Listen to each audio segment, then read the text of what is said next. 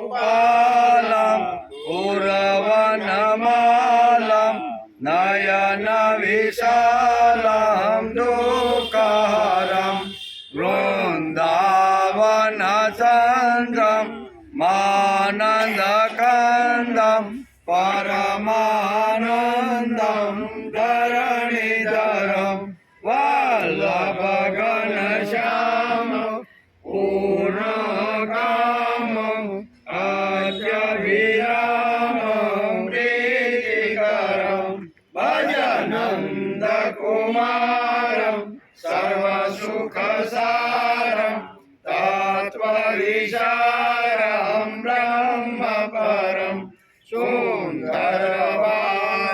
सुन्दरवारिवदनं नित्यतमदनम् आनन्दसदनं मुकुटधरं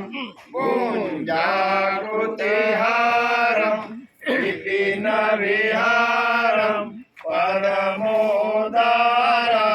श्रीहरं वल्लभपटपीतं कृतरूपवीतं करणवनीतं विबुधवरं भज नन्दकुमारं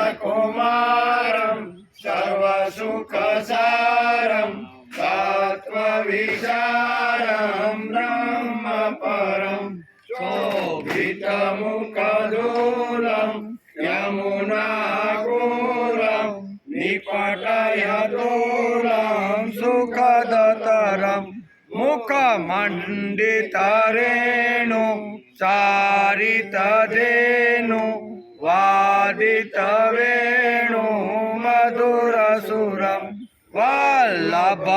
वल्लभमतिविमलं शुभपदकमलं नखरुचियमलं तिमिरहरं भज नन्दकुमारं सर्वसुखसारं तत्त्वविचारं ब्रह्मपरं शिरमुकुटसुदेशं मूषितकेशं नटवरवेशं कामवरं मायाकृतमनुजम् अलधरवनुजं प्रतिहतदनुजं भारहरं वल्लभव्रजपालं सुभगसुशालं हितमनुकालं भाववरं भज नन्दकुमारं सर्वसुखसारं तत्त्वविचारं ब्रह्मपरम् इन्दीवरभासं प्रकटसुरासं कुसुमविकासं वंशीधरं रतमन्मथमानं रूपनिदानं कृतकलगानं शीतहरं वल्लभमृदुहासं कुञ्जनिवासं विविधविलासं केलिकरं भज नन्दकुमारं सर्वसुखसारं तत्त्वविचारं ब्रह्मपरम् अतिपरप्रवीणं पालितदीनं भक्तादीनं कर्मकरं मोहनमतिधीरं फणिबलवीरं हतपरवीरं तरलतरं वल्लभव्रजरमणं वारिजवदनं अलधरशमनं शैलधरं भज नन्दकुमारं सर्वसुखसारं तत्त्वविचारं ब्रह्मपरं जलधरद्वितीयं ललितत्रिभङ्गं बहुकृतरङ्गं रसिकवरं गोकुलपरिवारं मदनाकारं कुञ्जविहारं गूढ सुभग सुसन्दं आनन्दं हरं भजनन्दकुमारं सर्वसुखसारं तत्त्वविचारं ब्रह्मपरं वन्दितयुगशरणं पावनकरणं जगदुतारणं विमलतरं कालीयशिरगमनं श्रुतिपणिनमनं तातिययमनं मृदुलतरं वल्लभदुःखहरणं निर्मलशरणम् अशरणशरणं मुक्तिकरं भजनन्दकुमारं सर्वसुखसारं तत्त्वविचारं ब्रह्मपरम्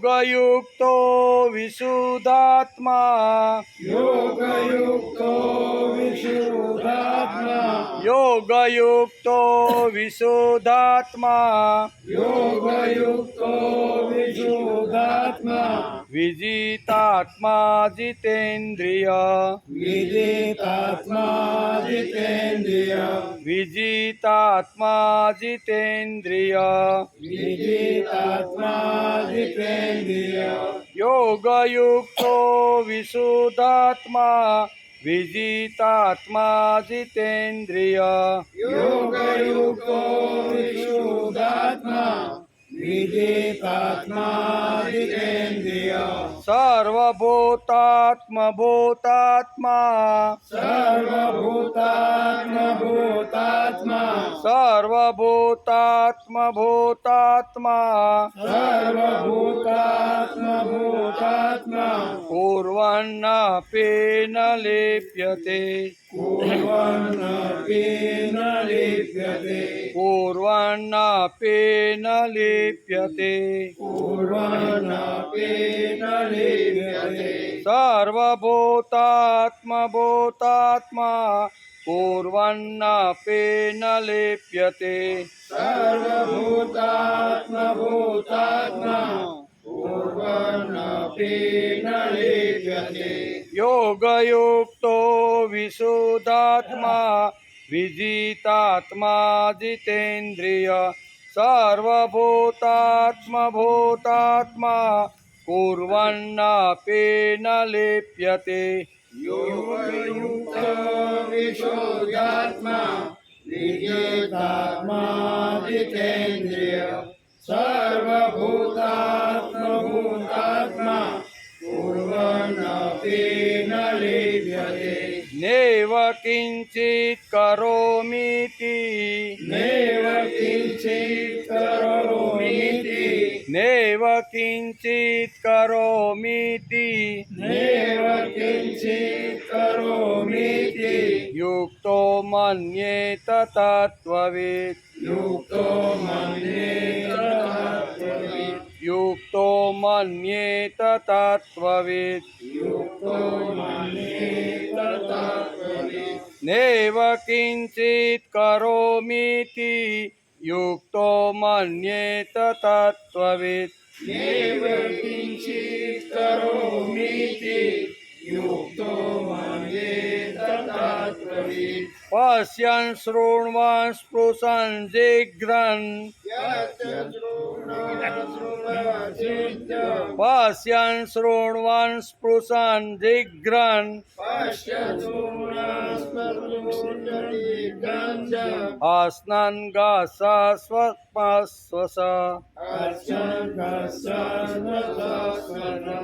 अस्वगसप्नस्वस्वनम्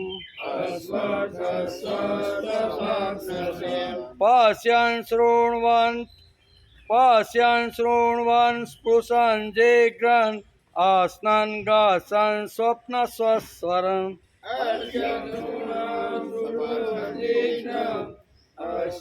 गच्छन् स्वप्नस्वस्वरम् पश्यन् शृण्वन् स्पृशन् जिघ्रन् अस्नन् गच्छन् स्वप्नस्स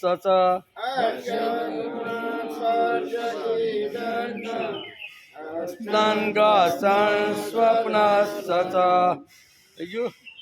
नैव किञ्चित् करोमीति युक्तो मन्येत तत्त्ववित् पश्यन् शृण्वन् स्पृशन् जिघ्रन् अस्नन् गच्छन् स्वप्नस्वसनन्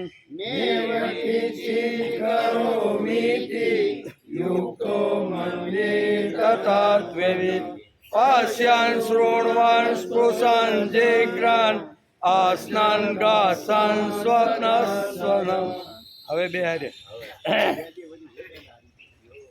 योगयुक्तो विशुद्धात्मा विजितात्मा जितेन्द्रिय सर्वभूतात्मा भूतात्मा कुर्वन्नपि न लिप्यते नैव किञ्चित् करोमीति युक्तो मन्येत तत्त्ववित् पश्यन् शृण्वन् स्पर्शजिघ्रान् अस्नन् गच्छन् स्वप्नस्वसनम् अस्नन् गच्छन् स्वस्वप्नम् हरिः ओम् देवसुतं देवं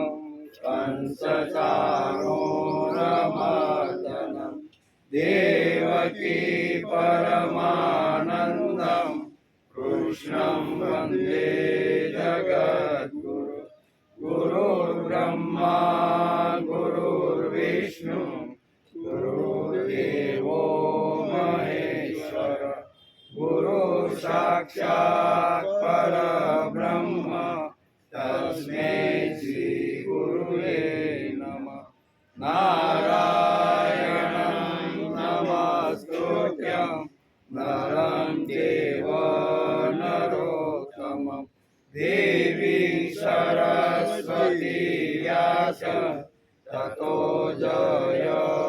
जयमुदीरये ततो जयमुदीरये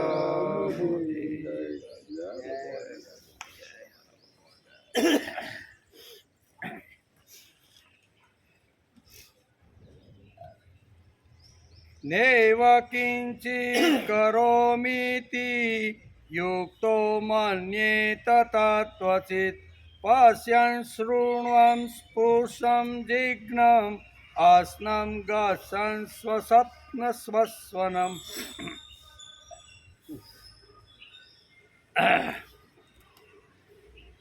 તત્વવિત યુક્ત એટલે તત્વને જાણનારો પહેલો શું કહ્યું મન્યતે તત્વવિત એટલે તત્વને જાણનારો સાંખ્ય યોગી તત્વને જાણનાર સાંખ્ય યોગી પશ્યન શૃણવન સ્પૃહન જીઘ્રમ અસ્નમ ગચ્છન ગુહ્યન પ્રલયમ સ્વપ્નમ અને શ્વસનમ આઠ વાતો કીધી કોના માટે કીધી તો કે તત્વને જાણનારો જે શું કહેવાય સાંખ્ય યોગી છે તેના માટે શું વાત કીધી કે તત્વને જાણનારો સાંખ્ય યોગી સાંભળતો હોય સ્પર્શ કરતો હોય સૂંઘતો હોય જમતો હોય ચાલતો હોય ગ્રહણ કરતો હોય બોલતો હોય મળમૂત્રનો ત્યાગ કરતો હોય ઊંઘતો હોય શ્વાસ લેતો હોય આંખો ઉઘાડતો હોય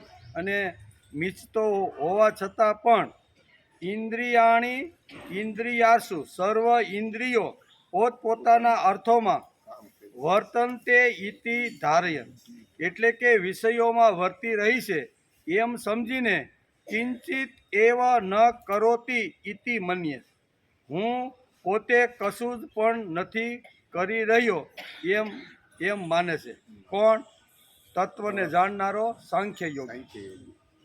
બરાબર. એટલે 15 વાતો આમાં 8 ને 5 13 વાતો આપણા શરીરમાં જે અગત્યની બધી જોવું, ખાવું, પીવું, ચાલવું બધું જે છે એ 13 વાતો આ શ્લોકની 2 શ્લોકમાં કીધી છે, 8 અને 9 એમ.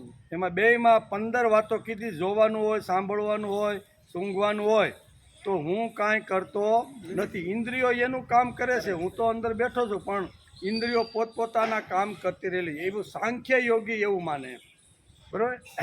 એટલે આ કાંઈ અઘરો નથી. બોલવામાં થોડોક લાઇનમાં સીધા આમ લખેલી છે આખી લીટી, એટલે આપણે એમ થાય કે આને છૂટું કેમ પાડવું, પણ છૂટું પાડી તો અર્થ આ થાય. બધી ઇન્દ્રિયોની વાત કરી છે. જોવાનું હોય, સાંભળવાનું હોય, ખાવાનું હોય, પીવાનું હોય, હાલવાનું હોય, એ વાત છે. શ્રીમદ ભગવદ્ ગીતા ચિંતન શરૂ થયું એનો 262મો દિવસ. ગઈકાલે આપણે 5મા અધ્યાયના 7મા શ્લોકને આપણે નમસ્કાર કર્યા.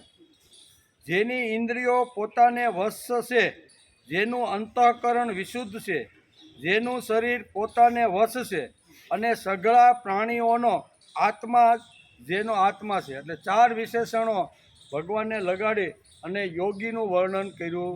યોગી કેવો, યોગીના લક્ષણ કેવા, યોગીનું જીવન કેવું, તો કે આ 4 લક્ષણો જેની અંદર હોય ને એને યોગી કહેવામાં આવે છે. યોગીનું વર્ણન આપણે ગઈકાલે સમજવાનો પ્રયત્ન કર્યો.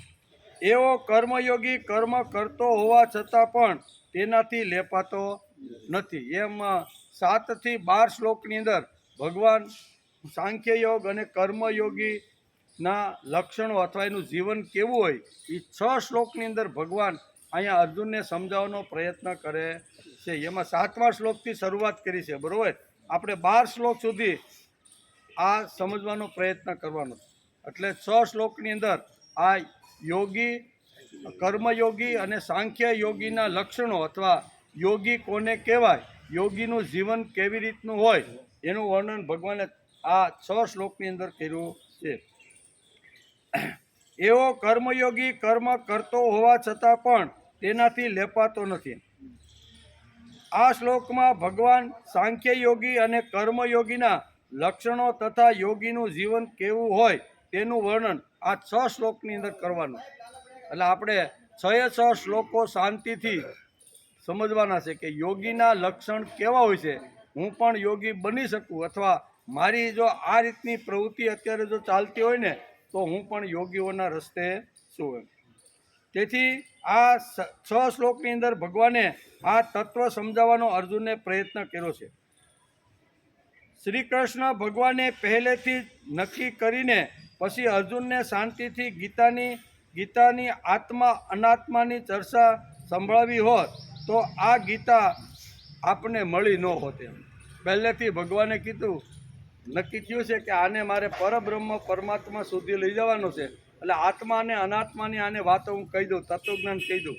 એવું કદાચ એકાદા હોલમાં ભગવાને આ જો કીધી હોત તો શ્રીમદ ભગવદ્ ગીતાનો આટલો સ્વાદ આખા વિશ્વમાં જે પથરાઈ ગયો છે એ સ્વાદ કોઈને મળત નહીં. બરાબર. શા માટે ન મળે કે ભગવાને તો એક બાજુ બેઠ, ભાઈ તું બે હું બોલું તારે સાંભળવાનું. જો તત્વજ્ઞાન કહી દીધું હોત તો એનો સ્વાદ મળત નહીં. આપણે એનો સ્વાદ મેળવવાનું કારણ શું છે?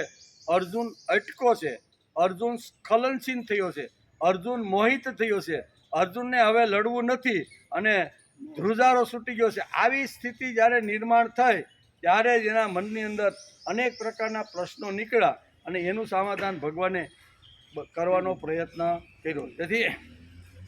તેથી શ્રી કૃષ્ણ ભગવાને પહેલેથી જ નક્કી કરીને પછી અર્જુનને શાંતિથી ગીતાની આત્મા અનાત્માની ચર્ચા સંભળાવી હોત તો આ ગીતાને સ્વાદ હોત જ નહીં. અર્જુન અટકો, અર્જુન પાછો ફેર્યો, અર્જુન સ્ખલનશીલ થયો. અમે માનવ પણ અટકીએ છીએ, અમે માનવ પણ પડીએ છીએ, અમે માનવ પણ થાકી જાય છે, અને કામ કરતાં કરતાં ઘણીવાર મરવાની પણ ઈચ્છા થઈ જાય. ઘરની અંદર કુટુંબની અંદર બધું સારી રીતે આપણે કરતા હોય અને છતાંય કોઈ ખોટા આરોપો મૂકે તો માણસને એમ થાય કે આટલું આના માટે આટલું સારું કરું છું, હવે આના કરતાં જીવીને શું કરવાનું. એટલે ઘણીવાર માણસ મરવા સુધી પહોંચી જાય છે. અહીંયા પણ અર્જુન અટકો, અર્જુન થાક્યો, અર્જુન પરસેવાથી રેબઝેબ થઈ ગયો, હાથમાં ધનુષ પણ પકડી શકે નહીં એવી એની જે શક્તિ હતી એ બધી ક્ષીણ થઈ ગઈ, ખલાસ થઈ ગઈ. બરાબર ને? બરાબર. અને રૂવાડા બધા ઊભા થઈ ગયા, ચામડી બળવા લાગી. એટલે આ બધી સ્થિતિ અર્જુનના જીવનમાં સર્જાણી. પછી ભગવાનને એને હાંક મારી કે ભગવાન હવે હું ધરતી ઉપર પણ ઊભો રહી શકું એમ નથી. તેથી ધનુષ બાણ ફેંકી ઊભું રહેવાય તો કંઈક ભગવાનની વાત. હવે ઊભું રહેવાની તાકાત પણ હતી નહીં અને બાણ ધનુષ ફેંકીને એ એક પાછલી બેઠક ઉપર બેસી ગયો. તેથી અર્જુન અટકો, અર્જુન થાક્યો, અર્જુનનો કાંઈક પ્રશ્ન હતો, અર્જુન કાંઈક મોહિત થયો, તેથી એ પ્રશ્ન પૂછ્યા છે. અને તેથી જ આપણે ગીતા આટલી પ્રેમાળ અને આટલી આપણે લાગે છે. એનું કારણ શું છે? અર્જુન અટકો જ ન હોત અને સીધો લડવાની જો શરૂઆત કરી દીધી હોત ને તો આપણે ગીતાય ન મળત ને કાંઈ ન મળત. એ અટકો એટલે આપણે આ બધું મળ્યું છે. તેથી અર્જુન અટકો છે, પાછો ફેરો. અર્જુન સ્ખલનશીલ થયો છે. અમે માનવ પણ આવી રીતના થાય. માનવમાં જેમ અર્જુનને જેમ અગવડ ઊભી થાય એમ માનવના જીવનમાં પણ ઘણી બધી અગવડ આવે કે નહીં? આવે, 100% આવે. ભલેની શરૂઆતનું જીવન સારું હોય, પરિણામ હોય ત્યારે આઈ લવ કરતા જ હોય કે તારા કરતાં તો મને કાંઈ નથી, તું જો કહેતી હોય ને તો આકાશનો ચાંદ તારી હથેળીમાં આપી દો. આવું બોલતો હોય ભાઈ. કેવો પરણીને તાજો આવે ને ત્યારે આવું બોલે કે તું મને જે કહે ને તો આકાશમાં એલો ચાંદ છે ને તારી હથેળીમાં નાખ્યું. 2 વર્ષ જાય, 5 વર્ષ જાય, પછી ધીમે ધીમે જો એ પ્રેમ કેટલો ઘટતો જાય છે. કહેવાનો અર્થ કે અહીંયા શાસ્ત્રકારો આપને કહે છે કે જે પ્રેમ શરૂઆતમાં હોય છે એ પછી જ્યારે સહવાસ વધતો જાય, બરાબર, ત્યારે ધીમે ધીમે એ પ્રેમ ઘટતો જાય છે. અને 50-60 વર્ષની ઉંમર થાય ને ત્યારે તો માણસને એમ થવા લાગે કે આ મને ક્યાં ભટકાઈ ગયો, આના કરતાં હાથમાં માળા લઈ અને સફેદ વસ્ત્ર પહેરીને ક્યાંક હું બેસી ગયો હોત તો સારું હતું. અને ભાઈ એમ કે ભગવા પહેરીને જો ગંગા નદીરે કિનારે આ મને ક્યાં એકાબીજાને થાય કે ન થાય? ઘણા બોલે ને ઘણા બોલતા, ઘણા લીપમાં બોલી નાખે, પણ ઘણા સહન પણ કરતા હોય છે કે આપણે બોલાય નહીં, આપણે ગમે તેટલું ઘરની અંદર ગમે તેવું વાતાવરણ આપણા દાંપત્ય જીવનમાં હોય તો બોલાય નહીં, પણ ઘણા ભડકાઈ નાખે. બીજાને કહેવાથી શું ફાયદો ભાઈ? બીજાને કહેવાથી કોઈ ફાયદો નથી. તેથી અહીં કહે છે અર્જુન જે અટકો છે ને, અને પછી અટકો પછી જે કાંઈ પ્રશ્નો ઊભા થયા ને એ આપણી માનવ જાતને ઉપયોગી થાય ને એ બધી વાતો તત્વજ્ઞાનની છે. તેથી અહીં કહે છે અમે માનવો અમુક નક્કી કરીએ છીએ, પણ તે કરવાની શરૂઆત કરી કે ઘણીવાર પાછા પડવું પડે. આપણે ઘણીવાર સારું કરવાનું નક્કી કરીએ અને નક્કી કરતાં જો નિર્ણય ન આવે તો આપણે ઘણીવાર પાછા પડીએ કે નહીં? આપણે જોશથી આવ્યો હોય કે અમૃતવાળાને કહીને આપણે જોશથી 50 જણાને નાસ્તો કરાવ, જોરથી આવ્યો હોય અને જોરથી આવ્યા પછી ચર્ચા વિચારણા થાય એટલે માણસ એમ થાય પાછો પડે કે નહીં? હાલો આટલી મહેનત કરી અને હારો આ કોઈ માનતા નથી. એટલે ઘણીવાર આવું થાય કે ન થાય? તો એ માનવી જીવનમાં આ બધું છે. જે કાંઈ અડચણ આવે, અગવડ આવે, સુખ આવે, દુઃખ આવે, યશ આવે, અપયશ આવે, હાનિ થાય, લાભ થાય, કોઈ આપણા ગુણગાન ગાય, કોઈ આપણી નિંદા કરે, આવું સમાજને સંસારમાં રહેવાનું. એટલે ગીતા ઉપયોગી શા માટે છે કે ગીતાની અંદર અર્જુનને આ બધી સ્થિતિ આંબી ગઈ હતી, બરાબર. બધી જ પ્રકારથી ચારે બાજુથી આ બધું એને ઘેરી લીધા હતા. એટલે ઘેરાયેલો અર્જુન ભગવાનને વારંવાર એમાંથી બહાર નીકળવા માટેનો પ્રશ્ન કરે છે કે ભગવાન, હું મોહમાં એટલો બધો સપડાઈ ગયો છું ને કે હવે મને કાંઈ સૂઝતું નથી, તમે જ મને બહાર કાઢી શકો. એટલે આપણો પ્રતિનિધિ હોય ને અર્જુન, એવું આપણને લાગે. શ્રીમદ ભગવદ્ ગીતામાં ભગવાને જે શ્રેષ્ઠ તત્વજ્ઞાન જે કીધું ને એ તત્વજ્ઞાનને અર્જુનને નિમિત્ત બનાવી અને આખી માનવ જાતને ઉપયોગી થાય એવી વાત ભગવાને કરી છે. અમે દુબળા છીએ તેથી અર્જુન અમારો પ્રતિનિધિ કરવા યોગ્ય ગણાય છે. કેવા આપણે દુબળા છીએ, આપણા જીવનમાં પણ આવી અડચણો ઘણીવાર આવતી હોય. કોઈ બોલે અને કોઈ સહન કરે અને કોઈ સહન ન કરે તો ગળે ફાંસો ખાઈને મરી જાય. ભાઈ આપણે કાંઈ હવે આ 3 રસ્તાઓ હોય, બરાબર ને? એટલે અર્જુનને જેમ પરિસ્થિતિ આવી હતી નડી એમ સાંસારિક માણસને પણ આવું ઘણું બધું નડતું હોય છે. તેથી તો અર્જુન આપણને મહાન લાગે છે. અર્જુન ખસી ગયો તેથી મહાન છે. અર્જુન એટલે કે કદાચ ખસી ન ગયો હોત અને લડવાનું સીધું જો ચાલુ કરી દીધું હોત તો આપણને ગીતા મળત નહીં. તેથી અર્જુનને પહેલો નમસ્કાર શા માટે કરવાનો?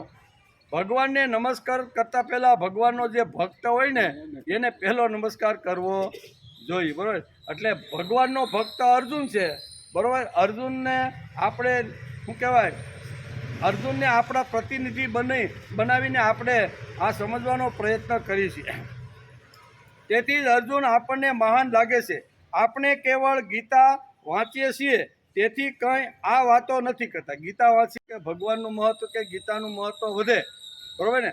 કારણ કે ગીતા હાથમાં લઈને અત્યારે આપણે બેઠા છીએ. એટલા માટે નહીં, પણ વિશ્વ ચાલક જેણે ઉત્પત્તિ સ્થિતિ અને લય કરે આવી જે તાકાત છે, આવી જે શક્તિ છે, આવું જેની અંદર તત્વ છે ને, એ તત્વ એ ગાયેલી વાત છે. અને એ કોના માટે છે? તો કે અર્જુનને તો ફક્ત નિમિત્ત બનાવ્યો છે, પણ માનવજાત આ જગતની અંદર જ્યાં સુધી સૃષ્ટિ સજીવ છે અને એની ઉપર માનવ રહેશે ને ત્યાં સુધી એને માર્ગદર્શન મળે એ માટે શ્રીમદ ભગવદ્ ગીતાનું ગાન ભગવાને કુરુક્ષેત્રના મેદાનમાં અર્જુનને નિમિત્ત બનાવીને કર્યું છે. તેથી આપણે કેવળ ગીતા વાંચીએ છીએ તેથી કંઈ આ વાતો નથી. આપણે બધા દાવા સાથે કહી શકીએ છીએ કે અર્જુન સ્ખલનશીલ જીવનો પ્રતિનિધિ છે. સ્ખલનશીલ એટલે પાછો પડ્યો. સ્ખલનશીલ એટલે અહીંયા મોહ ઉત્પન્ન થયો. એટલે જેને મોહ ઉત્પન્ન થયો છે, ભાગ્યો છે, પાછો પડ્યો છે, હથિયાર જેણે ફેંકી દીધા છે ને એ અર્જુન આપણો પ્રતિનિધિ છે. આપણા જીવનમાં ઘણી બધી ઘટનાઓ દિવસ અને રાતમાં ઘણી બધી બનતી હોય છે. તેથી અર્જુન આપણા જેવો છે, તેથી તે મોટો લાગે છે. તેણે કંઈ છુપાયું નથી. જે કાંઈ અંદર આવ્યું ને એ પ્રશ્ન પૂછીને ભગવાન પાસેથી એમણે જાણવાનો પ્રયત્ન કર્યો. કાંઈ છુપાયું નહીં. જે કાંઈ અગવડો જીવનમાં ઊભી થઈ છે ને એ બધી જ જીવનોની અગવડ ભગવાનને અર્જુને પૂછી લીધી છે. અર્જુન આંતરબાહ્ય સાચો છે, એમ ખોટો નથી. ખોટો હોય તો લડવા જ ન આવે એમ. એટલા ઉત્સાહપૂર્વક ભગવાનને જ કહી દીધું, ઓર્ડર ઠોકી દીધો. સેનયોર ઉભયોર મધ્ય. શું કહી દીધું? પરબારો જ ભગવાનને ઓર્ડર, શંખ ધ્વનિ થઈ ગયા બધા. એટલે ભગવાનને કીધું, ભગવાન મારો રથ સેનયોર ઉભયોર મધ્ય, આ બંને સેનાઓની વચ્ચે તમે મારો રથ. હવે જો ઉત્સાહ ન હોય, સ્ફૂર્તિ ન હોય, લડવાનું વિચાર જ ન હોય તો આ શબ્દ કોઈ દી અર્જુન બોલે ને. અર્જુનને લડવાનું છે, લડવાનું હતું. આતતાઈઓને મારવાના હતા. જેણે ભર સભાની અંદર આવી પવિત્ર દિવ્ય અને સ્ત્રીનું જેણે હરણ કરવાનો જેણે પ્રયત્ન કર્યો છે, બરાબર, ચારિત્ર ભ્રષ્ટ કરવાનો જેણે પ્રયત્ન કર્યો છે, એને આ જગતમાંથી અમે હાંકી કાઢવાના સહી. આવી ઉત્સાહ, આવો સ્ફૂર્તિ, ચૈતન્ય લઈને હાથમાં સીધું જેવા શંખ ધ્વનિ થયો ને તો રથમાં બેઠા બેઠા એને ધનુષ્ય ઉપાડી લીધું અને સીધો ટંકાર કર્યો અને ભગવાનને ઓર્ડર આપ્યો, સેનયોર ઉભયોર મધ્ય. ભગવાન મારો રથ તમે મધ્ય ભાગમાં. એનો અર્થ એવો છે એ લડવા માટે જ આવ્યો છે, બરાબર. એને મરવાની તો ખબર, હું મરીશ એવી આશા લઈને અર્જુન આવેલો નથી, પણ હું બધાને મારીશ જ. આવા જે આતતાઈઓ છે, અમને મારવાનો પ્રયત્ન કર્યો છે, અમને ઝેર ખવડાવીને મારી નાખવાનો પ્રયત્ન જેણે કર્યો છે, બરાબર, અમે હેરાન થાય એટલા માટે ખોટી રીતે ઝૂકટું રમીને અમારું રાજ્ય પડાવીને અમને 13 વર્ષ સુધી આવીતા રઝળતા ભટકતા જેણે કર્યા છે ને એ લોકો દુનિયામાં રહેવા જોઈએ નહીં. આમ ઉત્સાહ, સ્ફૂર્તિ અને ચૈતન્ય લઈને આવેલો અર્જુન એ પાછો પડ્યો. અને પાછો પડ્યો એટલે મોહિત થઈને કે ભગવાન મારે લડવું. એટલે એનો અર્થ એમ થાય આપણે પણ પાછા પડીએ, આપણે પણ થાકી જઈએ, આપણે પણ સંસાર કરતાં કરતાં ઘણીવાર કંટાળો આવે કે આ ક્યાં ભટકો, બરાબર ને, આ પથરા જેવો ક્યાં મને ભટકો. ઘણીવાર મોઢામાંથી આવા શબ્દ નીકળે. કોઈ સજ્જન હોય તો કાઢે, સહન કરે બધું, પણ કાઢે નહીં. એટલે કહેવાનો અર્થ કે અર્જુન અટકો છે ને તેથી જ આ ગીતા આપને મળી, નહીતર ગીતા આપને મળત નહીં. એટલે કે અર્જુન આંતરબાહ્ય સાચો છે. તે કબૂલ કરે છે કે હું પડ્યો છું, મોહિત થયો છું, મારું સ્ખલન થયું છે, આ અર્જુનના શબ્દો છે. તેથી અર્જુન આપણો પ્રતિનિધિ, એણે કોઈ વસ્તુ છુપાવી નથી. જેવું જેના શરીરમાં અથવા એના મનની અંદર જે કાંઈ આવ્યું ને એ ભગવાનની આગળ ખુલ્લું કરી નાખ્યું છે. તેથી આપણે પણ ભગવાનની આગળ ખુલ્લું થવાનો પ્રયત્ન કરવો. ભગવાન મેં પાપ કર્યું છે ને મને મુક્ત કરી એમ નહીં બોલવાનું. મેં પાપ કર્યું છે એની સજા મને આપી જ દે ભાઈ. મેં જે કાંઈ કુકર્મ કર્યા છે એ કુકર્મની સજા ભગવાન તું મને આપ. આપણે કુકર્મ થયા હોય તો ભગવાન પાસે માફી માગવા જાય કે ભગવાન મારાથી આ થઈ ગયું છે ને તું મને માફ કરવાની વાત જ નથી. બરાબર ને? એટલે ગીતા આપણને આ સમજાવે છે કે જે કાંઈ કર્યું હોય ને એમાં ખુલ્લા થઈ જાઓ કે હું આવી રીતનો હતો એમ કે. તેથી અર્જુન આંતરબાહ્ય સાચો છે, તે કબૂલ કરે છે કે હું પડ્યો છું, મોહિત થયો છું, મારું સ્ખલન થયું છે.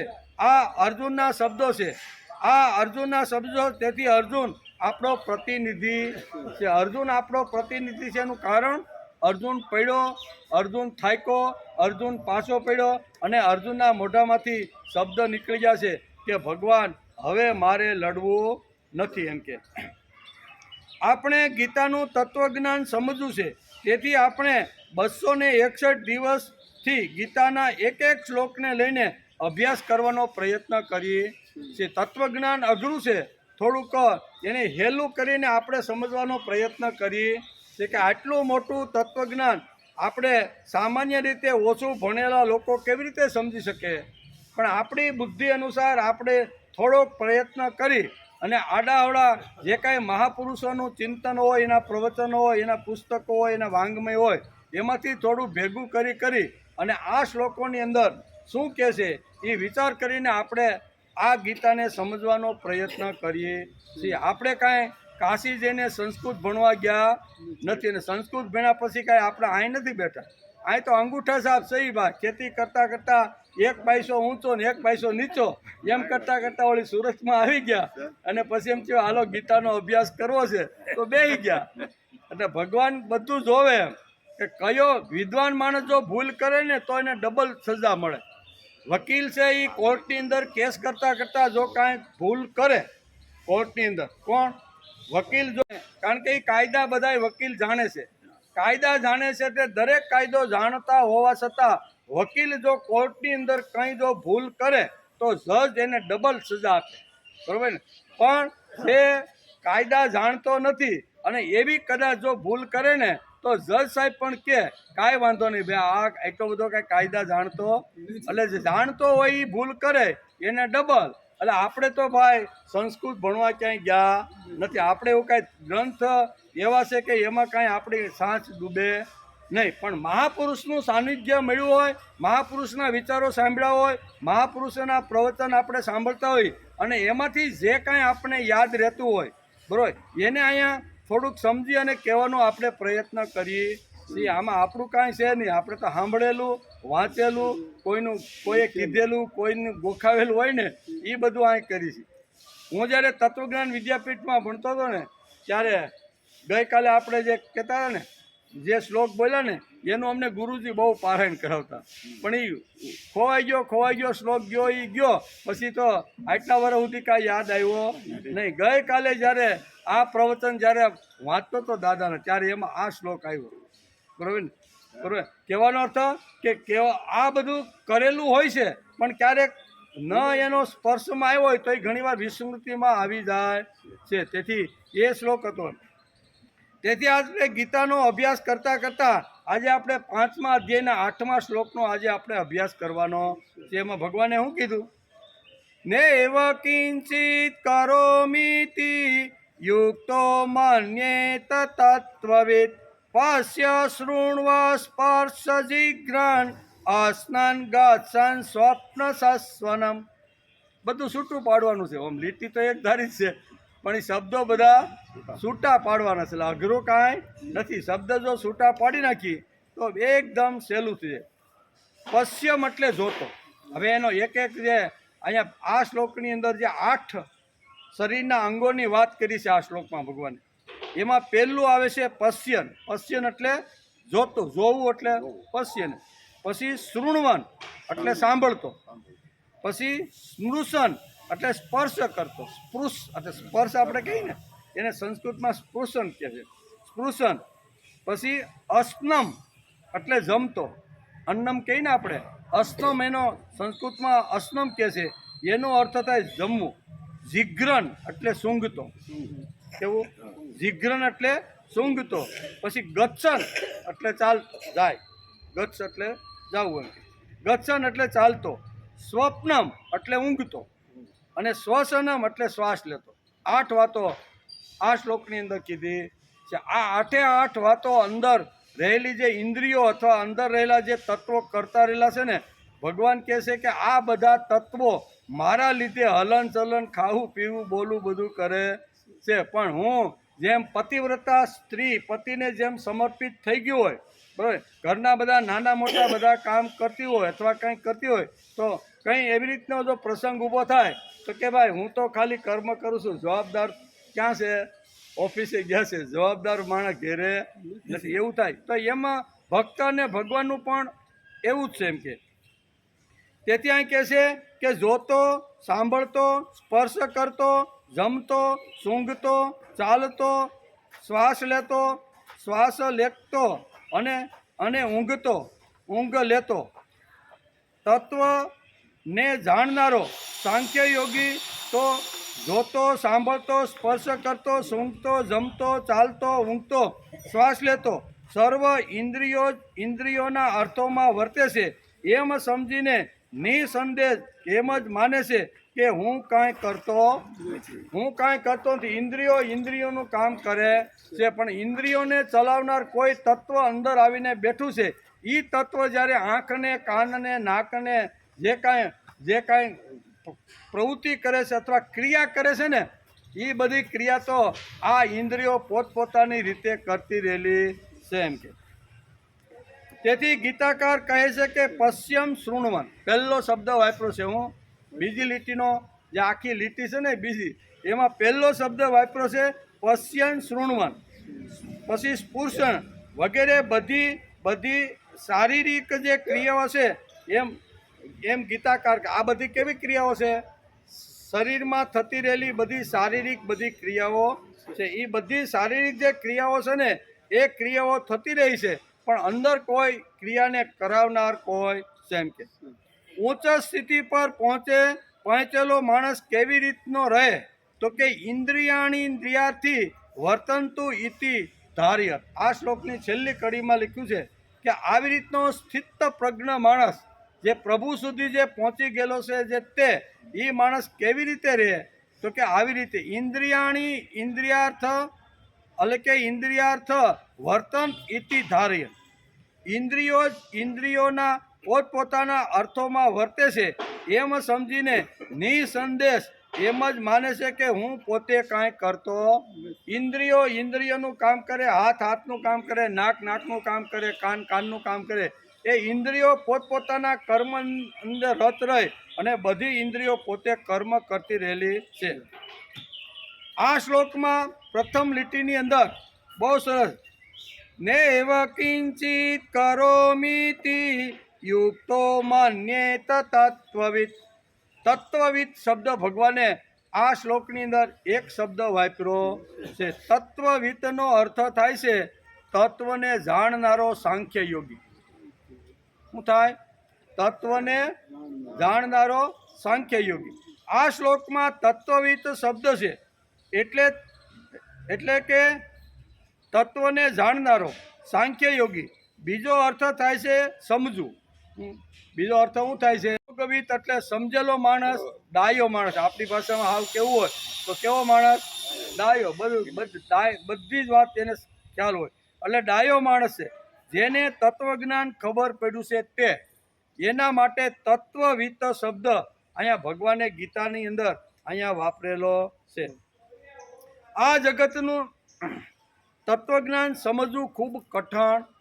વાર્તા સમજાય છે, પ્રહલાદની વાર્તા હોય, ધ્રુવની વાર્તા હોય, નચિકેતાની વાર્તા હોય. એ વાર્તા જ્યારે કોઈ પણ કહેતા હોય ને ત્યારે શ્રોતાઓ પણ તલ્લીન થઈ જતા હોય છે, અને જે બોલનાર હોય છે એ પણ એટલો તલ્લીન. વાર્તા કહેવામાં એટલો બધો દ્રષ્ટાંતો, એટલું બધું ઘૂંટીને એ બધી વાત કહે છે. એટલે વાર્તા સાંભળવી સહેલી, પણ તત્વજ્ઞાન થોડુંક અઘરું પડે. તત્વજ્ઞાન અઘરું પડે ને, કારણ કે તત્વજ્ઞાનની અંદર તત્વ સુધી પહોંચવાની વાતો અહીંયા આપણા ઋષિમુનિ શાસ્ત્રકારો કરે છે. તેથી આ જગતનું તત્વજ્ઞાન સમજવું કઠણ છે. શંકરાચાર્ય પણ કહે છે, આપણે કહીએ છીએ એટલે નહીં, પણ આદ્ય ગુરુ શંકરાચાર્ય ટોચની સ્થિતિ ઉપર પહોંચ્યા છે, જે જ્ઞાન, કર્મ અને ભક્તિ ત્રણે ત્રણનો સમન્વય કરી અને 32 વર્ષ સુધી એમણે જગતની અંદર પરિભ્રમણ કર્યું. કેટલા અને ઘણા બધા ગ્રંથો ઉપર એણે ભાષ્ય લખ્યા. ગીતા ઉપર છે, ઉપનિષદ ઉપર છે, આવી રીતના આપણા ઘણા બધા એવા ગ્રંથો છે કે એના ઉપર એમણે ભાષ્યો લખેલા છે. એ ભાષ્ય લખનાર વ્યક્તિ જે જ્ઞાન, કર્મ અને ભક્તિની ટોચ ઉપર ગયેલા જે આદ્ય ગુરુ શંકરાચાર્ય પણ પોતે અહીંયા કબૂલ કરે છે. શું કહે છે? શ્લોકાધેન પ્રવક્ષ્યામિ વક્તુમ ગ્રંથ કકોટિભિ બ્રહ્મ સત્યમ જગત મિથ્યા જીવો બ્રહ્મેવ ના પર. બ્રહ્મેવ કેવલ ના પર, આવો શબ્દ આદ્ય ગુરુ શંકર ટોચ ઉપર જેનું જ્ઞાન, જે અત્યાર સુધીના જે શું કહેવાય, જે ફિલોસોફર થયા, જે તત્વચિંતકો થયા, જે તત્વ વિચારકો થયા ને, એ હજી શંકરાચાર્યના જ્ઞાન સુધી પહોંચી શક્યા. આટલું જબરજસ્ત જ્ઞાન એણે આ જગતને પીરસ્યું. 32 વર્ષની ઉંમરે તો ભગવાને એની પાસે બોલાવી લીધા, પણ 32 વર્ષની ઉંમરમાં એ જબરજસ્ત કામ કરીને ગયા છે. એ બોલે છે, શું બોલે છે? આપણા જેવા બોલે તો સમજી શકાય, પણ ટોચ ઉપર, જ્ઞાનની ટોચ ઉપર ગયા પછી, તત્વજ્ઞાનની ટોચ ઉપર ગયા પછી આવા બ્રહ્મસૂત્રો ઉપર જેણે ભાષ્ય લખ્યા છે, ગીતા ઉપર જેણે ભાષ્ય લખ્યું છે ને, એવા આદ્ય ગુરુ શંકરાચાર્ય પોતાના ગ્રંથમાં લખે છે. શું લખે છે? શ્લોકાધેન પ્રવહયામિ વક્તુમ ગ્રંથ કોટિભિ બ્રહ્મ સત્યમ જગત મિથ્યા જીવો બ્રહ્મેવ ના પર. આ કોણ લખે છે? જ્ઞાનની ટોચ ઉપર ઉભેલા આદ્ય ગુરુ શંકરાચાર્ય લખે. શું કહે છે? કે કરોડો ગ્રંથોમાંથી જે મળે તે તત્વજ્ઞાન હું તમને અડધા શ્લોકમાં કહું છું. હજારો ને લાખો પુસ્તકો જે વાંચીને બેઠો હોય અને એમાંથી એને જે તત્વજ્ઞાન, જે જ્ઞાન મળે ને, એ હું તમને, એ તત્વજ્ઞાન અડધા શ્લોકથી તમને સમજાવી દઉં. કેટલું? એ અડધો શ્લોક બોલું ને તો તમે જેટલું વાંચ્યું છે ને એ બધાનો નિચોડ એની અંદર આવી જાય. તેથી કે કરોડો ગ્રંથમાંથી જે મળે તે તત્વજ્ઞાન હું તમને અડધા શ્લોકમાં કહું. બ્રહ્મ સત્ય છે અને જગત મિથ્યા છે. શું કહે છે? બ્રહ્મ સત્ય છે, જગત મિથ્યા છે. મિથ્યા છે, જીવ બ્રહ્મ જ છે, જુદો નથી. આમ શંકરાચાર્ય કહે છે. જીવ એ બ્રહ્મ છે, એ જીવથી બ્રહ્મ જુદો નથી. એ બ્રહ્મ એ જ જીવ છે. આ તત્વજ્ઞાન ઘડીના 6થા ભાગમાં શંકરાચાર્ય કે કરોડો પુસ્તકોનો, ગ્રંથોનો જેણે અભ્યાસ કર્યો હોય અને એ બધું તત્વજ્ઞાન એને સંગ્રહિત કર્યું હોય, પણ એ બધાનો સરવાળો જો કહેવાનો હોય ને તો હું તમને અડધા શ્લોકની અંદર કહી દઉં કે જગત છે એ મિથ્યા છે અને બ્રહ્મ છે એ સત્ય. અને વાત પણ ખરી ને, બ્રહ્મ જ સત્ય છે ને, જગત તો મિથ્યા છે. આજે ભગવાન અર્જુનને એ જ કહે છે કે વાસાંસી જીર્ણાની યથા વિહાય. આપણે આગળ આપણે બીજા અધ્યાયમાં એનો અભ્યાસ કરતા હતા ત્યારે ભગવાને કીધું, તત્વજ્ઞાન સમજાવ્યું અર્જુને.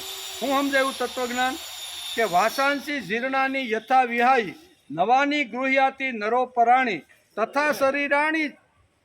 આ બધી જે તત્વજ્ઞાનની વાતો હતી ભગવાને આગળ બહુ સમજાવી કે શરીર છે ને એ જૂનું થાય, જેમ વસ્ત્ર જૂનું થાય, વાસાંસી જીર્ણાની, બરાબર, જેમ વસ્ત્ર જૂનું થાય એમ શરીર પણ ઘણીવાર જૂનું થાય, બરાબર. બાળક હોય એમાંથી યુવાન થાય, એમાંથી ઘડપણ આવે એટલે શરીરના બધા અંગો ધીમે ધીમે ઘસાવા લાગે, વાંકોળવા માંડે, આંખ જાય, કાન જાય, ધીમે ધીમે ખાવાનું ઓછું, આ બધું ઘસાવા માંડે કે નહીં?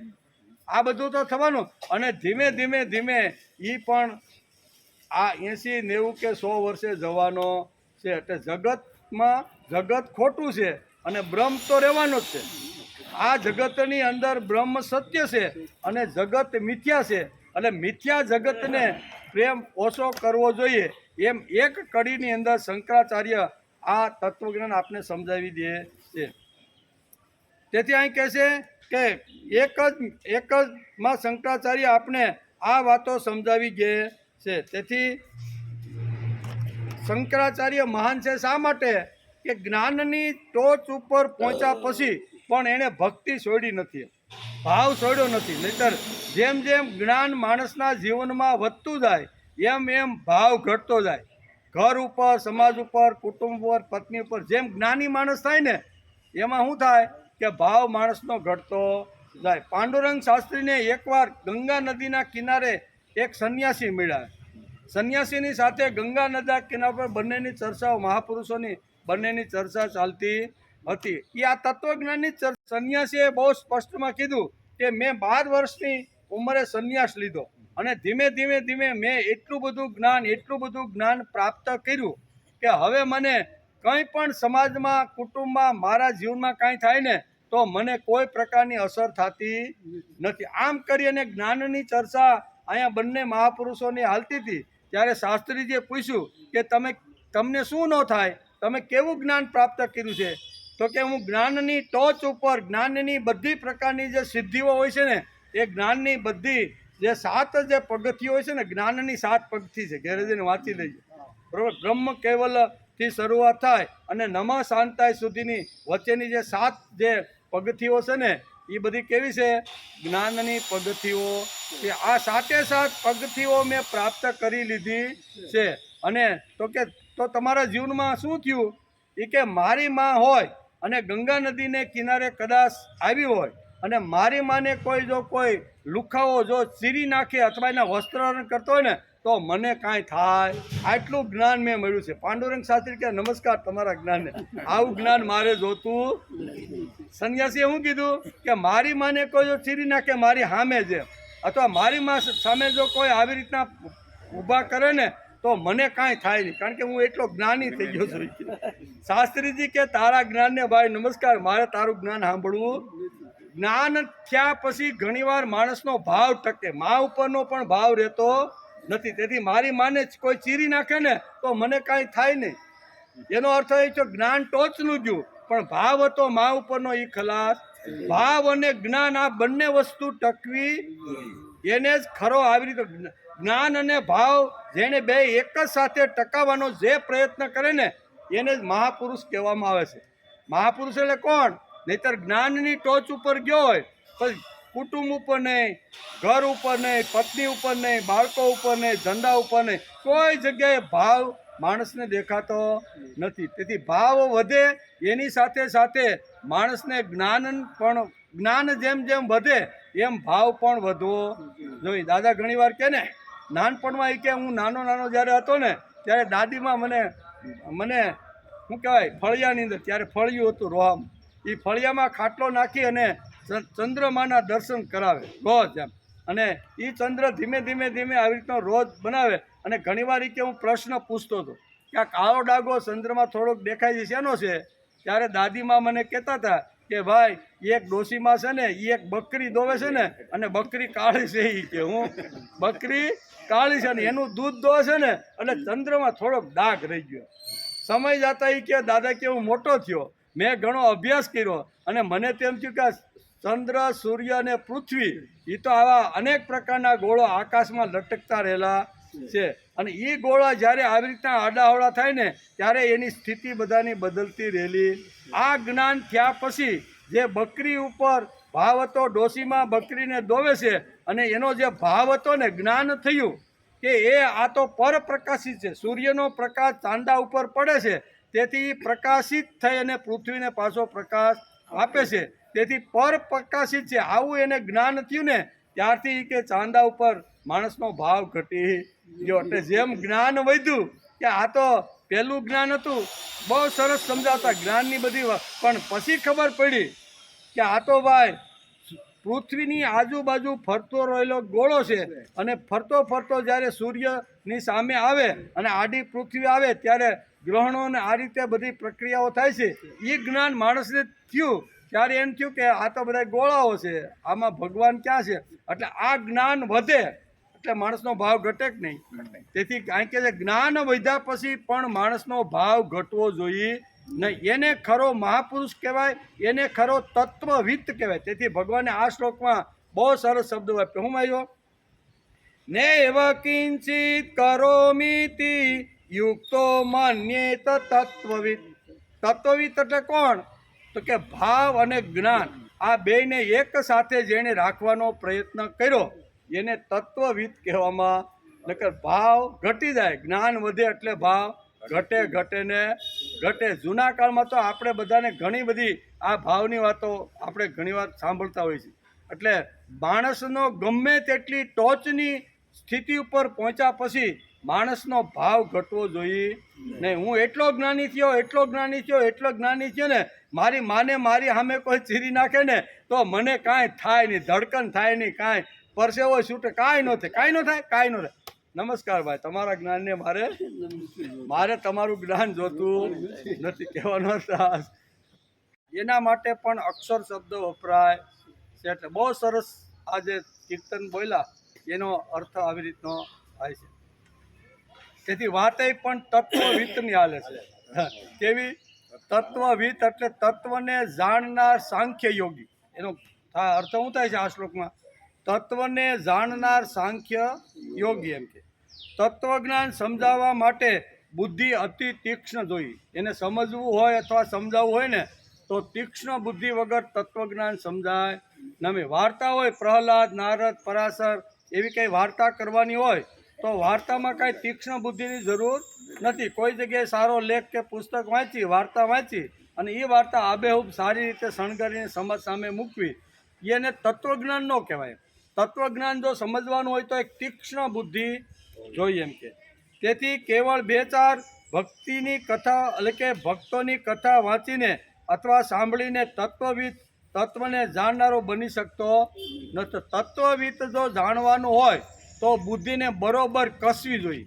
કોઈ પણ વિચાર આપણી સામે આવે, કોઈ પણ વાત આપણી સામે આવે તો એને થોડેક ઘસવાનો પ્રયત્ન કરવો જોઈએ.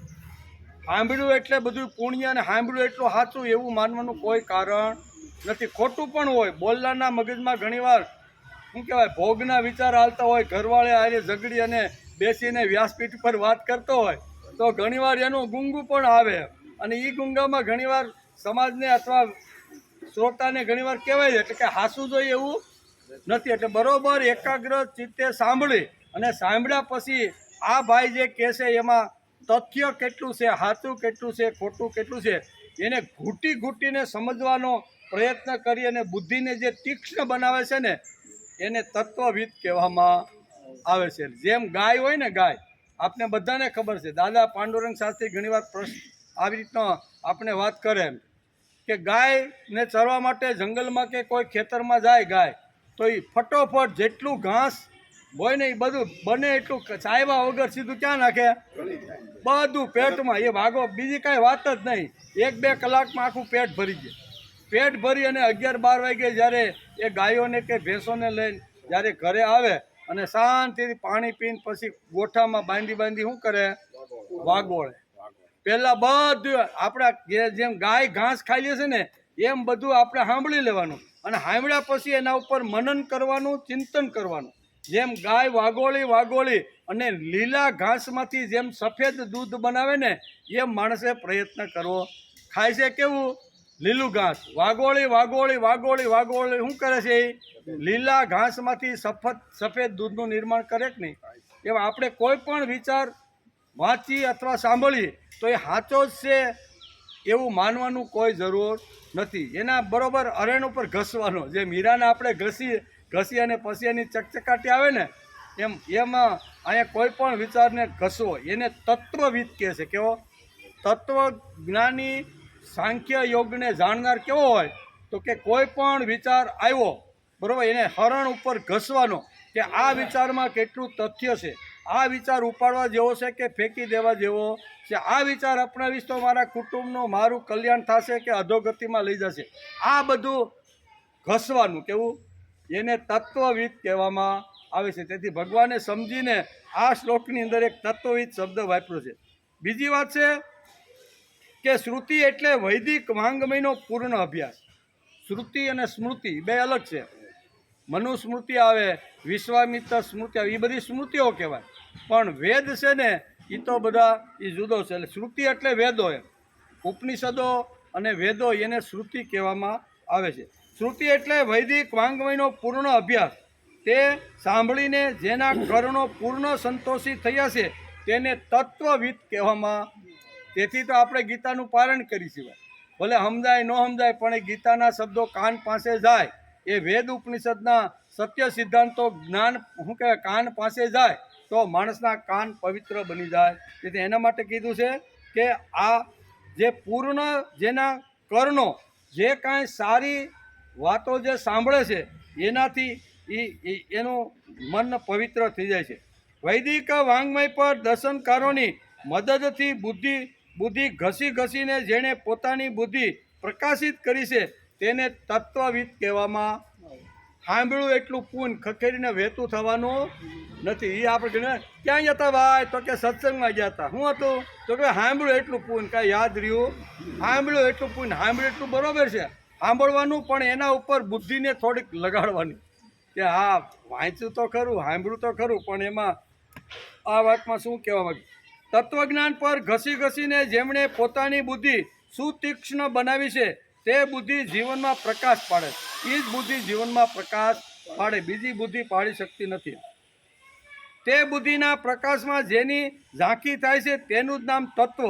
અને આ તત્વને જે જાણે છે તેને ગીતાકાર શ્રીમદ ભગવદ્ ગીતાના 5મા અધ્યાયના 8મા શ્લોકમાં તત્વવિદ કહે છે. કેવું? તત્વને જે જાણે છે એના માટે તત્વવિદ શબ્દ ગીતાની અંદર ભગવાને વાપર્યો છે. આ સંદર્ભમાં ગીતાકારે આ શ્લોકમાં તત્વવિદ શબ્દ વાપર્યો છે. આવા તત્વવિદ બુદ્ધિના પ્રકર્ષ પર ગયેલા દેખાય છે.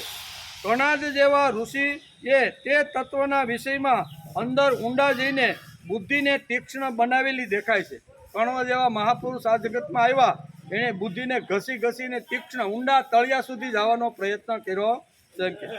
યો બુદ્ધે પરતસ્તુ, ભગવાને પણ ગીતામાં કહી દીધું કે શું? યો બુદ્ધે પરતસ્તુ, આવી રીતે રહેલા એટલે કે વિરાટ પર પ્રકાશ પાડવો જોઈએ તેવી બુદ્ધિ જેની તૈયાર થયેલી છે તેને તત્વવિદ કહેવામાં. આવી પ્રખર બુદ્ધિ જેની તૈયાર થઈ ગઈ છે એને તત્વવિદ કહેવામાં. તત્વવિદ તત્વને જે જાણે છે તેના એટલે કે તેનામાં ભક્તિ ભળવી જોઈએ.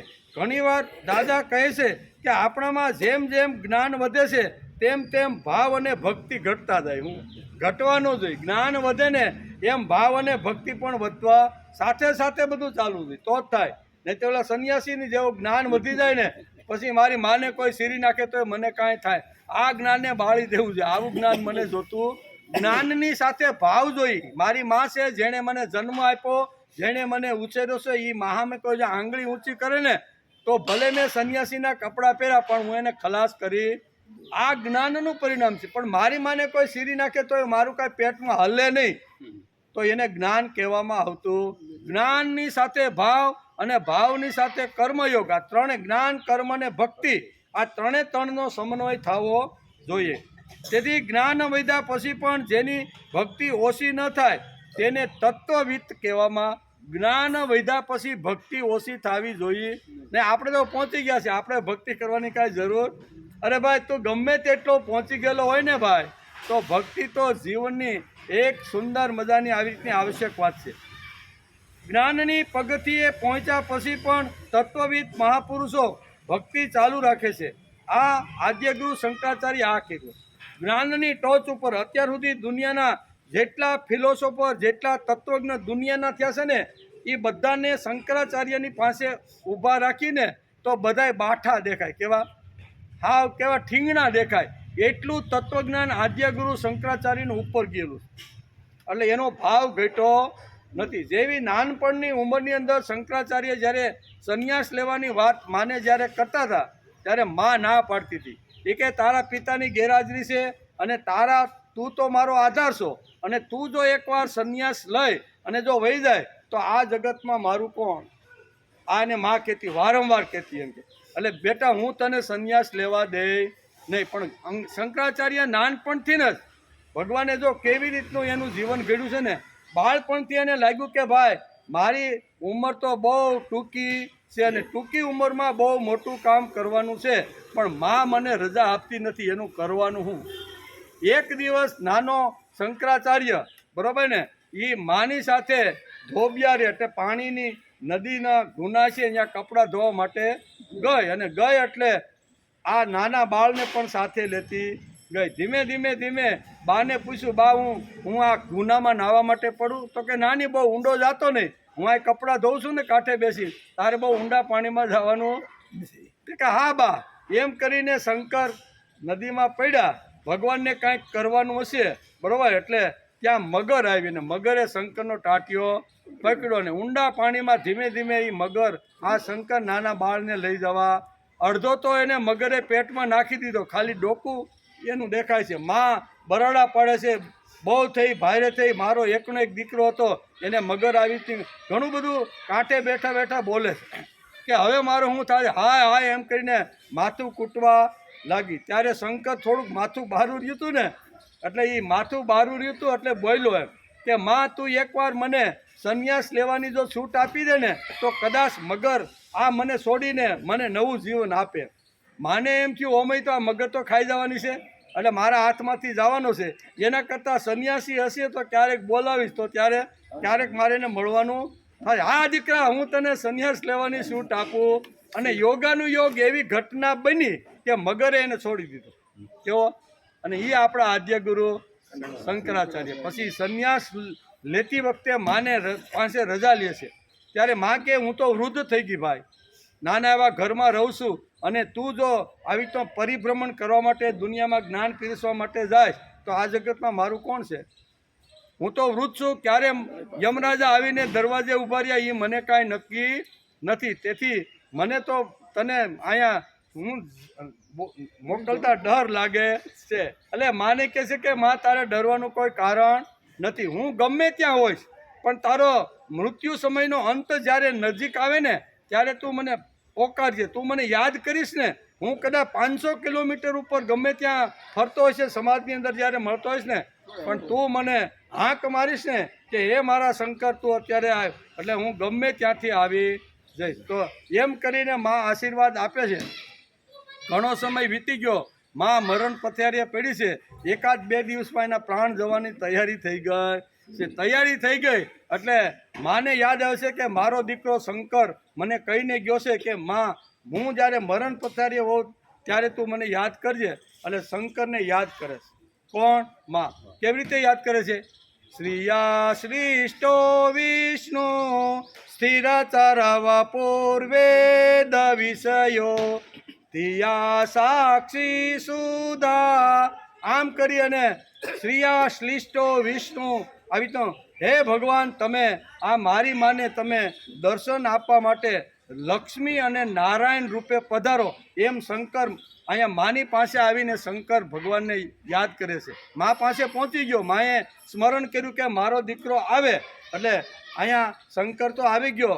માના માથા ઉપર નાનો એવો શંકર બેઠો છે, અને બોલમાં તારે શું કરવું છે? તો કે લક્ષ્મી અને નારાયણ મારી પ્રત્યક્ષ મારી સામે આવે અને મને અંત સમયે દર્શન આપે ને એવું બેટા તું કરે. અને એવી ભાષા જ્યારે માં બોલે છે ને ત્યારે આ સ્તોત્રની શરૂઆત થાય. ઇષ્ટો વિષ્ણુ સ્થિરચરવ પૂર્વેદ વિષયો ધિયા સાક્ષી સુધો હરિરસુરહંતાબ્જ વિષય. આમ કરી અને કહે છે કે હે કૃષ્ણ ભગવાન, તમે લક્ષ્મી નારાયણ રૂપે મારી માને દર્શન આપવા માટે આવો. હવે એક સંન્યાસી પાછો કેવો આંખ કોણ મારે છે? સંન્યાસી. કોને આંખ મારે છે? ગૃહસ્થીને. ગૃહસ્થી કોણ છે? તો કે લક્ષ્મી અને નારાયણ. કહેવાનો અર્થ તત્વવિત્ત કોણ છે? તો કે આને તત્વવિત્ત કહેવાય. જેને જ્ઞાન પ્રાપ્ત થયા પછી મા ઉપરનો ભાવ લેશ માત્ર જેનો ઓછો થયો નથી ને એને તત્વવિદ કહેવામાં. માં કે કાંઈ મા ઉપરનો ભાવ ઓછો થયો? માએ કીધું તું કહીને ગયો તો કે માં, તું જ્યારે અગવડમાં આવે, તું આવી રીતે હોય ને ત્યારે હું આવી જઈશ. આવ્યો કે નહીં? અને ઓલા સંન્યાસી તો કે મારી માને સીરી નાખું. હવે બેમાં કેટલો ફેર? બે સંન્યાસી, બંને સંન્યાસી. જ્ઞાન વધ્યા પછી માણસનો ભાવ ઘટવો જોઈએ નહીં. એમ જ્ઞાન વધે એટલે ઘણીવાર ભગવાન ઉપર છે, ભગવાનના બનેલા છે, કુટુંબ ઉપર છે, સમાજ ઉપર છે, ઘણીવાર માણસનો ભાવ ઓછો થતો જાય છે. તેથી તત્વવિદ કોણ? તો કે જ્ઞાન વધ્યા પછી જેની ભક્તિ અને કર્મયોગ જેનો ઓછો થતો નથી ને એના માટે તત્વવિદ ભગવાન આ શ્લોકની અંદર શબ્દ સરસ રીતે વાપરે છે. તેથી અહીં કહે છે, ભગવાનને કહે છે, ઘણા બધા શ્લોકો શંકરાચાર્ય માટે લખાણા છે. શંકરાચાર્ય કહે છે મત્સમ પાતકી નાસ્તી. શું કહે છે? માને બે હાથ જોડીને કહે છે, કઈ માં? ઉપલી માં, ભૌતિક માં. એને કે હે માં, કે મત્સમ પાતકી નાસ્તી પાપગ્નિ તત્સ્મની એવમ જ્ઞાત્વા મહાદેવી તથા યથા યોગ્યમ તથા કુરુ. હે માં જગદંબા, યથા યોગ્યમ તથા કુરુ. હું કેવો છો? મત્સમ પાતકી નાસ્તી, મારા જેવો કોઈ પાપી નથી અને તારા જેવી કોઈ પુણ્યશાળી માં નથી. ધોવાવાળી તું જ છો. એમ હું ગમે તેટલા પાપ કરું, એ પાપ કરીને જો તારી પાસે આવું ને તો તું મને સ્વસ્થ કરવા વાળી. તો જેમ ગાય ને વાસરડી જન્મે અને ગમે તેવો મેલ, ગમે તેવી ચીકાશ હોય, આપણે તો આમ કોથળથી કરતા હોય. કેવા આપણા હાથ બગડે નહીં ને, એટલે કોઈ એમ કે ભાઈ ગાયનું વાસરડું થોડું કાંઈ છેટું વી ગયું છે, તમે એને મોઢા ઉપર. આપણે તો આમ કરીએ, પણ માં પાસે જાય એટલે શું કરે? જીભે બચ્ચાને બરોબર સાપી નાખે કે નહીં? એમાં શંકરાચાર્ય મત્સમ પાતકી નાસ્તી. હે માં જગદંબા, મારા જેવો આ જગતમાં કોઈ પાપી નથી અને તારા જેવી કોઈ પુણ્યશાળી માં આ જગતમાં નથી. મારું ગમે તેટલું પાપ થયું હશે ને, પણ એકવાર મેલો ઘેલો પણ જો હું તારી પાસે આવી જઈશ ને, તો તું મને પાપમાંથી મુક્તિ અપાવી દઈશ. આ તાકાતથી કોણ બોલે છે?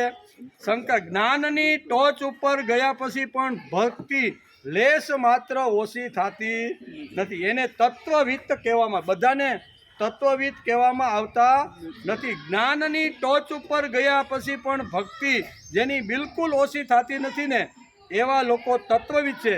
અને એવા તત્વવિદનું વર્ણન ભગવાને આ 5મા અધ્યાયના 8મા શ્લોકની અંદર ભગવાને સુંદર મજાનું વર્ણન કર્યું છે. તત્વમસી પાતકી નાસ્તી. આવું બોલનાર શંકરાચાર્ય બહુ મોટા છે. તે ભગત પણ ન હતા અને લુખા પણ નહોતા. કેવા? એ ભગત નહોતા, ભક્ત હતા.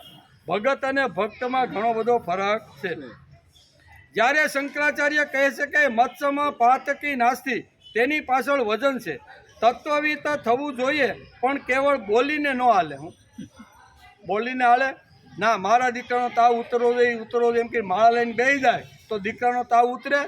દીકરાને તાવ ઉતરવો હોય તો એની ઔષધિ એટલે કે દવા આપવી જોઈએ, પરેજી પાડવી જોઈએ. આવા ઘણા નિયમો હોય તો તાવ. પણ માળા લઈને આખું ઘર બેસી જાય તોય તાવ ઉતરે નહીં. તેથી અહીં કહે છે તત્વવિદ થવું જોઈએ, પણ કેવળ બોલીને તત્વવિદ થવાતું નથી.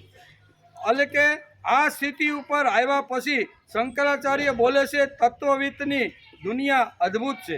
જે તત્વવિદ છે અને જે યુક્ત છે તે મહાપુરુષ છે. ભક્તિની ખોટી ભાષા બોલીને ભક્તિમાં એક વખત પડીને તત્વવિદની કલ્પના આવતી. એકાદી વાર ભક્તિ કરી, એકાદ વાર સત્સંગમાં ગયા એટલે માણસ તત્વવિદ થતો. સતુ દીર્ઘકાળ, લાંબા કાળ સુધી કોઈ પણ જગ્યાએ સ્થિર બનીને સત્સંગ હોય, સ્વાધ્યાય હોય, કોઈ ભજન હોય, સાંભળવાનો પ્રયત્ન કરવો જોઈએ. તત્વવિદ માણસનું ઉપનિષદ વર્ણન કરે છે કે એક સ્થિતિ એવી આવે છે કે ત્યજેત ગ્રંથ અશેત. તેણે ગ્રંથો બધા અશેત છોડ્યા છે. જેણે પૂર્ણ સુધી જે પહોંચી ગયા છે, કદાચ એને ગ્રંથ વાંચવાની જરૂર પડે નહીં. પણ આપણા જેવાને તો પડે જ નહીં. આપણે તો ગ્રંથ વાંચીને તત્વવિદ થવાનો પ્રયત્ન કરીએ છીએ. પણ મોટા લોકો બોલે કે ભાઈ ગ્રંથ ગડબડ કરી, નરસિંહ મહેતા જેવા બોલે, પણ એ તો પહોંચી ગયેલી આઈટમ છે. એ કે મારે ગ્રંથ વાંચવાની કાંઈ જરૂર નથી, ગ્રંથ ગડબડ કરીને જ્ઞાન મળતું નથી એમ નરસિંહ મહેતા કે. આપણે કહી શકતા, આપણે તો અભ્યાસ કરવા માટે બેઠા છીએ. તેથી ભક્ત થવા માટે તત્વવિદ થવું જોઈએ. બધો પ્રકાશ પાડવાનો છે તે આપણી બુદ્ધિમાં પાડવાનો. પ્રકાશ ક્યાં પાડવાનો? બુદ્ધિમાં પાડવાનો. એકવાર બુદ્ધિ સ્ટ્રોંગ થઈ ગઈ, મજબૂત થઈ ગઈ તો માણસ ગમે ત્યાં આંટા મારતો નથી. કટાઈ ગયેલી બુદ્ધિમાં પ્રકાશ પડતો નથી. પ્રતિબિંબ કેવી રીતનું આવે? જેની બુદ્ધિ ઘસાઈને તીક્ષ્ણ થઈ છે ને, એમાં જ પ્રતિબિંબ આપણે સારું દેખાય. દાદા પાંડુરંગ શાસ્ત્રીએ ગઈકાલે જ પ્રવચનમાં કીધું, બિંબ અને પ્રતિબિંબ. તત્વજ્ઞાનની જે વાતો છે ને એ તત્વજ્ઞાનની વાતો ગઈકાલે પાંડુરંગનું પ્રવચન સાંભળવા માટે ગયો ત્યારે દાદાએ આ જ વાત કરી હતી કે બિંબ અને પ્રતિબિંબ એટલે કોણ ભાઈ? તો કે બિંબ એટલે પોતે અને પ્રતિબિંબ એટલે સામે અરીસો છે તે. અરીસામાં માણસ જોવે એટલે માણસ જેવો હોય તેવો દેખાય. હવે અરીસો છે એને જો આપણે તિલક કરીએ અરીસાને તો માણસને તિલક થાય ખરું? બિંબને કોઈ દી તિલક થતું નથી. બિંબને જો તિલક કરો તો અરીસામાં પાછો તિલક ફળો દેખાય. અને દાદાએ બહુ સરસ ગઈકાલે તત્વજ્ઞાનની વાતો કરીને આ વાતો આપણે સમજાવવાનો પ્રયત્ન કર્યો હતો. તેથી કટાઈ ગયેલી બુદ્ધિમાં પ્રકાશ પડે તો પ્રતિબિંબ કેવી રીતનું આવે? અરીસા ઉપર મેલ જામી ગયેલો હોય ને આપણે એને સામું મોઢું જઈને રાખી તો આપણું જે બિંબ છે એ પ્રતિબિંબ તરીકે અરીસામાં પડતું. અરીસો સ્વચ્છ હોય તો બિંબનું 100% જેવું છે ને એવું આબેહૂબ ચિત્ર અરીસાની અંદર દેખાય છે. પણ અરીસાને તિલક કરીએ તો બિંબને તિલક થતું ગમે તેટલા ટીલા કરો નહીં, કાશમાં અહીંયા ટીલું કરું, કાને કરું, નાકે કરું, તો જે કરે છે એને દેખાય. પણ એકવાર કપાળે તિલક કર્યું, અરીસામાં જોયું બરોબર, અરીસામાં જોયું બોલે હવે તો એ થઈ ગયું કે નહીં? બંનેને થઈ ગયું, બિંબ નહીં થઈ ગયું ને પ્રતિબિંબ નહીં થઈ ગયું. કહેવાનો અર્થ છે આ. બીજી વાત છે કે આ જગતની અંદર હું કંઈ કરતો નથી એમ કહે છે. જો હું કંઈ કરતો ન હોઉં તો તેના ફળો મારી પાસે આવે કેવી રીતે? આ સૃષ્ટિ કંઈ ધર્મશાળા છે? કર્મ કરી તો જ ફળ આવે, નકર આવે કાંઈ ન કરતા હોય ને ફળ કોઈ પછી શુભ હોય કે અશુભ હોય, કર્યું હોય એ જ ફળ એને મળે છે. તેથી આ સૃષ્ટિ કંઈ અકસ્માત નથી. નૈવમ કિંચિત કરોમિતિ. આ શ્લોકની અંદર એક શબ્દ ભગવાને આ શું વાપર્યો છે? નૈવમ કિંચિત કરોમિતિ. હું કંઈ કરતો નથી એમ માનવું જોઈએ. ધણી ધણિયાનીની પૂજા કરવા બેસે ત્યારે ગોર મહારાજ કહે હવે ઉદક છોડો, અને તે વખતે ધણી આચમનીમાં પાણી લે અને ગોર મહારાજ મંત્ર બોલે અને ધણી આવી રીતનું કથા પૂરી થાય છે ત્યારે ઉદક છોડવાનું કરે છે અને એ ઉદક છોડે છે. આ વખતે ધણીને હાથ અડાડે, બીજું કંઈ વધારે કરતી નથી, તેને પુણ્ય અડધું મળી ગયું. ખાલી હાથ અડાડવાથી શું થાય? ધણિયાનીને અડધું પુણ્ય મળી જાય છે. ઓલા ભાઈને કથા સત્યનારાયણની જો કરવાની હોય ને તો 2 દિવસથી ઘણું બધું કહેવું પડે. કહેવાનું તાત્પર્ય એ છે કે સ્ત્રી ધણીના હાથને હાથ અડાડે અને તેને સ્વર્ગ મળે છે એમ આપણું ધર્મશાસ્ત્ર કહે છે. હું નથી કહેતો, હું કહે છે ધર્મશાસ્ત્ર કહે છે. સ્ત્રી કહે પૈસા તમે કમાવો, સત્યનારાયણની કથા તમે કરો, બ્રાહ્મણને આમંત્રણ તમે આપો, લેતી દેતી માટે કાંઈ બજારમાંથી ફૂલ લેવાના હોય અથવા અહીંયા સત્યનારાયણની પૂજામાં જે કાંઈ સામગ્રી જોતી હોય એ બધી તમે લાવો. કંઈ કરવાનું નથી. અને મારે તો તમે જ્યારે સત્યનારાયણની પૂજા કરો ત્યારે ફક્ત હાથ અડાડવાનો. ખાલી હાથ અડાડવાથી અડધું પુણ્ય મળે એમ આપણું ધર્મશાસ્ત્ર. ઓલા એ બધું કરવાનું, થેલી લઈને દોડતો જાય, એટલે કાલ છે ભૂલે એટલે એ તો ભૂલાઈ ગયું, પાછો જાય પાછો તો ઓલી 2 વસ્તુ ભૂલાય, હાંજે યાદ આવે તો કે આ તો ભૂલાઈ ગયું એમ કે ગોર બાપાએ લખ્યું હતું, પણ આ તો એ દોડાદોડી કોણ કરે? બધી વસ્તુ લેવાની હોય, પછી ગોર બાપા જ્યારે પૂજા કરીને જાય ત્યારે વહીવટ કરવાનો હોય અથવા કમાવાનું હોય કે સામગ્રી કાંઈ જો લાવવાની હોય તો કોણ કરે? બધું કરે. અને સત્યનારાયણની પૂજા હાલે અને પૂજા જ્યારે પૂરી થાય ગોર મહારાજ કે હવે ઉદક છોડવાનો સમય આવી ગયો છે. તમારી પત્નીએ જે શેડી બાંધી છે ને, હવે હું આચમનીમાં તમે પાણી લ્યો અને ભગવાનની સામે તમે ઉદક છોડો. ત્યારે ઓલો બેન છે ને એને પાછું ઉદક છોડવાની સમજી આચમની લેવાની ન હોય, એને તો આટલું પકડવાનું. હવે આટલું પકડવાથી અડધું પુણ્ય એના ખાતામાં વહી જાય. આ તાકાત સમર્પણની છે. કેવી? સમર્પણની તત્વવિતની તાકાત એટલી છે કે કાંડું ખાલી હાથ અડાડવાથી અડધું સ્વર્ગનું પુણ્ય એને મળી જાય છે. એટલું જ નહીં, આચમનીનું પાણી લઈને ઉદક છોડવાનું કામ પણ તમારું છે. કેટલી સ્ત્રી બિંદાસ છે ને, બિંદાસ છે કેટલી છે. આવી જ ભૂમિકા ભક્તની છે. તત્વવિદ કંઈ કામ કરતો નથી પણ હાથને હાથ અડાડે છે. અંદર બેઠેલું જે તત્વ છે ને એ કાંઈ કરતો નથી. કોણ કરે છે? તો કે 8 પ્રકાર, કાન છે, નાક છે, બધો સ્પર્શ છે, એ બધી જે 8 વાતો કરીને આ શ્લોકમાં આ શું કહે છે કે આવી ભૂમિકા ભક્તની છે, સત્ય કર્મોમાં છે. એવું કદાચ આપણને લાગે પણ આ એવું નથી. આવી ભૂમિકા આવશે એટલે કે 24 કલાક તત્વવિદની છે, પણ તે કહે છે કે પશ્યમ શૃણ્વન સ્પર્શનમ અસનમ શિગ્નમ શ્વસનમ ગચ્છનમ વગેરે પ્રત્યેક ક્રિયાઓમાં આ બધું કરતો હોવા છતાં સર્વ ઇન્દ્રિયો પોતપોતાના વિષયોમાં વર્તી રહી કરે છે. અંદર બેઠેલું તત્વવિદ ભગવાન અંદર બેઠો છે ત્યારે આંખ ખુલે છે, ભગવાન અંદર બેઠો છે ત્યારે કાનને સંભળાય છે, ભગવાન અંદર બેઠો છે તેથી સ્પર્શનો અનુભવ થાય છે. એટલે ભગવાન અંદર બેઠો છે પણ ભગવાન કહે છે કે ભાઈ હું તો શાંતિથી બેઠો. તો આ બધું કોણ કરે છે? ઇન્દ્રિયો ઇન્દ્રિયની રીતે વર્તતી રહેલી છે. આઠે સાંભળવું, બોલવું, ખાવું, પીવું, શ્વસન, ગચ્છન, બચ્છન જે કાંઈ 8 વાતો આવીને એ 8 વાતો તો અંદર હું બેઠો છે તેથી તેના લીધે થતી રહેલી છે, પણ છતાં હું કાંઈ કરતો. બોલો પતિ જેમ દોડધામ કરે, પત્ની કે હું કાંઈ કરતી નથી. હું તો તમે આચમની લ્યો અને ગોર મહારાજ ઉદક છોડવાનું કહે ને ત્યારે તમારા કાંડાને ફક્ત મારા હાથનો સ્પર્શ કરી એટલે અડધું સ્વર્ગ મને અડધું પુણ્ય મને મળી. એમ આ શ્લોકની અંદર કહે છે. બરાબર.